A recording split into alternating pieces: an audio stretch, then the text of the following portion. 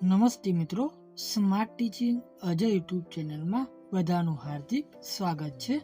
આજે ગુજરાત હાઈકોર્ટ ભરતી 2025 આવી ગઈ છે, જેમાં મિત્રો લાયકાતની જો વાત કરીએ તો પોસ્ટ પ્રમાણે લાયકાત માંગવામાં આવેલી છે।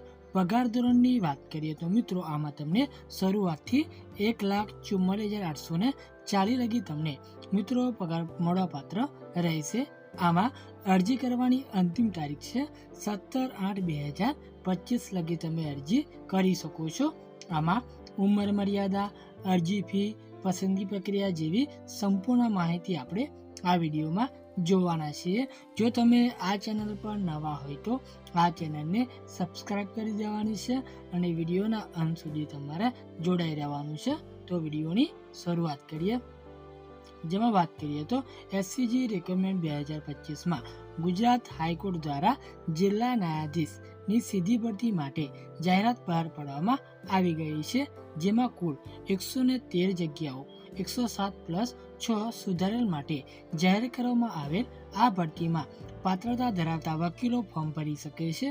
ગુજરાતમાં હાઈકોર્ટ દ્વારા જાહેર કરવામાં આવેલ આ ભરતી ફોર્મ ભરવાનું 28/7/2025થી ચાલુ છે અને છેલ્લે તમે 17/8/2025 લગી તમે ફોર્મ ભરી શકો છો।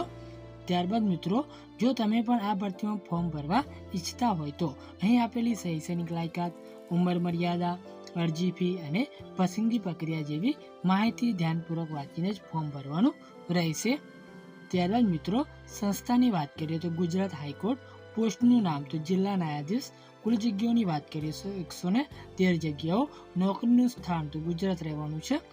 ત્યારબાદ મિત્રો, અરજી શરૂ થવાની તારીખ છે 28 જુલાઈ, જેમાં અરજી કરવાની છેલ્લી તારીખ મિત્રો 17 ઓગસ્ટ 2025 લગી તમે ફોર્મ ભરી શકો છો।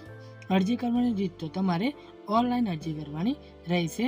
પગાર ધોરણની વાત કરીએ તો મિત્રો આમાં તમને 1,44,840 રૂપિયા લઈને 1,94,660 પ્લસ ભથ્થો તમને મળવાપાત્ર રહેશે। ત્યારબાદ મિત્રો આપણે આગળ જોઈ ગયા તે પ્રમાણે જગ્યાઓ 113 જગ્યાઓ।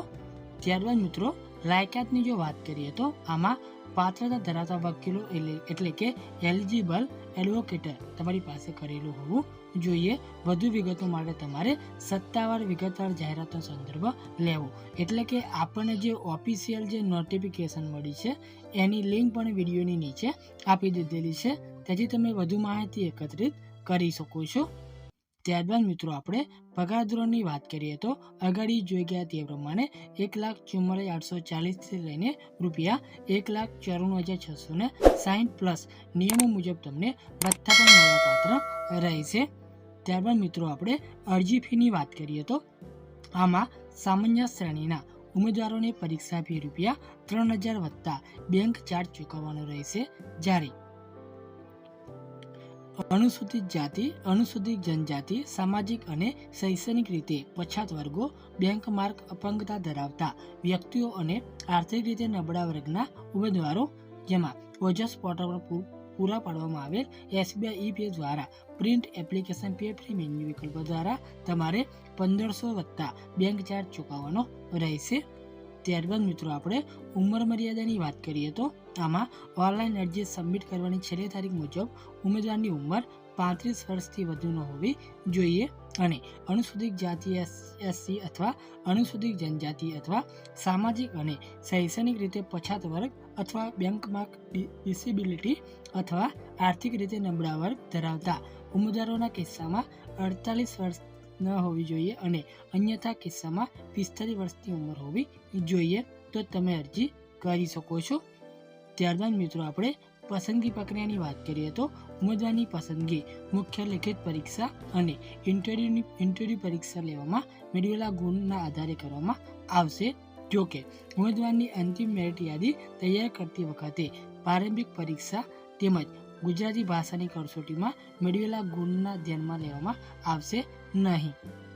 ત્યારબાદ મિત્રો ફોર્મ કઈ રીતે ભરવું, તો પ્રથમ ગુજરાત હાઈકોર્ટ અધિકૃત જે વેબસાઇટ છે એના પર જવાનું છે, જ્યાં તમને વેબસાઇટ પર તમને રિક્વાયરમેન્ટ અથવા ભરતી વિભાગ જોવા મળશે, જ્યાં જિલ્લા ન્યાયાધીશની ભરતી સંબંધિત જાહેરાત પર ક્લિક કરો અને વિગતવાર નોટિફિકેશન વાંચો। એની લિંક પણ આપણે વિડીયોની નીચે આપી દીધેલી છે, ત્યારબાદ એપ્લિકેશન ઓનલાઈન અથવા ઓનલાઈન અરજી કરો પર તમારે બટન પર તમારે ક્લિક કરવાનું છે.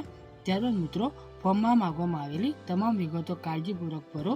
ત્યારબાદ જરૂરી દસ્તાવેજો અને તમારે ફોટોગ્રાફ્સ અપલોડ કરવાના રહેશે.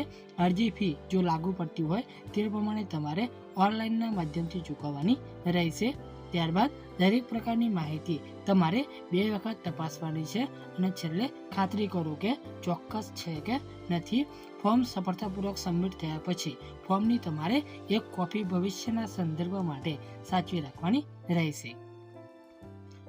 જો તમને આ માહિતી ઉપયોગી થઈ હોય તો આ ચેનલને સબસ્ક્રાઇબ કરી દેવાની છે, વિડીયોને લાઇક શેર કરી દેવાનો છે, કેમ કે દરેક ભરતીની નોટિફિકેશન આપણે લાવતા હોઈએ છીએ. તો રજા લઈએ. જય હિન્દ, જય ભારત.